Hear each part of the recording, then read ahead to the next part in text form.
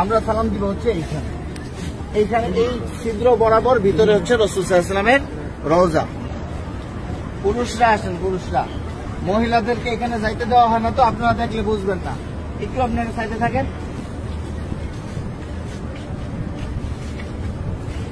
আমরা ভিতরে যাব হচ্ছে এইভাবে, আমাদের বাম দিকে থাকবে রওজা। রওজা থাকবে কি বাম দিকে। ভিতরে কথা বলার কোনো সুযোগ নাই, বেশি সময় দাঁড়ায় থাকারও সুযোগ নাই।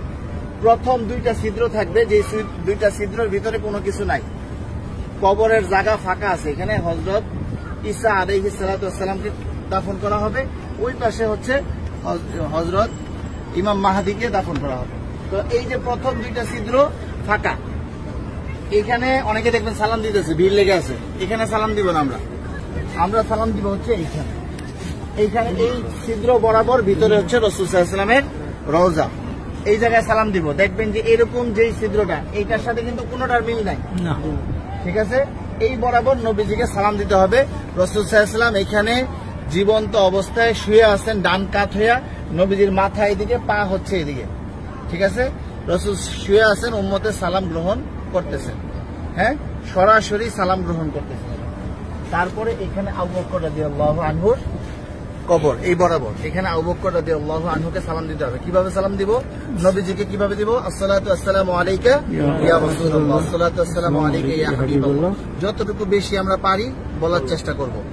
সালাম দেওয়ার সবচেয়ে সুন্দর সময় হচ্ছে রাত্রে 10:30টার পর থেকে নিয়ে রাত্রে 1টা-2টা পর্যন্ত ফাঁকা থাকে, ভিড় থাকে না। আর দিনের বেলা সকাল 7টা থেকে নিয়ে একেবারে জোহর পর্যন্ত কি ফাঁকা থাকে, ফাঁকা। আসরের সময় থেকে নিয়ে এশারের পর পর্যন্ত কি থাকে? ভিড় থাকে। যত বেশি পারেন নবীজিকে সালাম দিবেন। যদি সালাম কবুল হয়ে যায়, আল্লাহ নবী বলতেছেন যে আমার রওজায় যে সালাম দিল তার উপরে, আমার উপরে ওয়াজিব হয়ে যায় তার জন্য হাসরের ময়দানে সুপারিশ করা। আমার সালামটা যদি গ্রহণ করেন নবীজি, তাহলে আমাদের এটা নাজাতের উসিলা হয়ে যেতে পারে।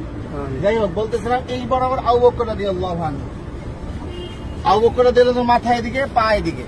নবীজির মাথা এখানে, রাসূলের পা এই পর্যন্ত আসছে, রাসূলের শরীরের ওই পাশে হচ্ছে কি আবু বকর রাদিয়াল্লাহু আনহু। আবু বকর রাদিয়াল্লাহু আনহু ঘাড় বরাবর হচ্ছে হযরত ওমর রাদিয়াল্লাহু আনহু, উনি আরো ওই পাশে, ঠিক আছে? নবীজি এখান থেকে এইভাবে শোয়া, রাসূলের পরে হচ্ছে আবু বকর রাদিয়াল্লাহু আনহু শোয়া, তারপরে হচ্ছে হযরত ওমর রাদিয়াল্লাহু আনহু। এইখানে হযরত ওমর রাদিয়াল্লাহু আনহুকে সালাম দিতে হবে। তো এইখানে নবীজিকে সালাম দিব আমরা। আর রাসূলকে অনেক মানুষ আমাদেরকে বলছে না সালাম দেওয়ার জন্য, তো আমরা নিয়ত করবো যে আমাদেরকে যত মানুষ সালাম দিতে বলছে তাদের সকলের পক্ষ থেকে সালাম, আসসালাতু আসসালামু আলাইকা ইয়া রাসূলুল্লাহ, ঠিক আছে? তারপর আবু বকর রাদিয়াল্লাহু আনহুকে সালাম দিব, হযরত ওমর রাদিয়াল্লাহু আনহুকে সালাম দিব। তারপরে এখানে কোনো কিছু নাই, ফাঁকা আছে কবরের জায়গা ভিতরে, আমরা এদিক দিয়ে বের হয়ে যাব। এটা হচ্ছে পুরুষদের যে কোনো সময় খোলা আছে সালাম দেওয়া। আর মহিলাদেরকে ঠিক রওজার পিছন দিক দিয়ে দিবে সালাম দেওয়ার জন্য একদিন। কথা বুঝতে পারছেন? একদিন সুযোগ আসবে রিয়াজুল জান্নাহ নামাজ পড়ার জন্য, এবং সালাম দিবেন রওজার পিছন দিক থেকে। আর মহিলারা বাহির দিয়া প্রতিদিনই সালাম দিবেন আপনারা বাহির থেকে, হ্যাঁ? এই পাশে আসেন।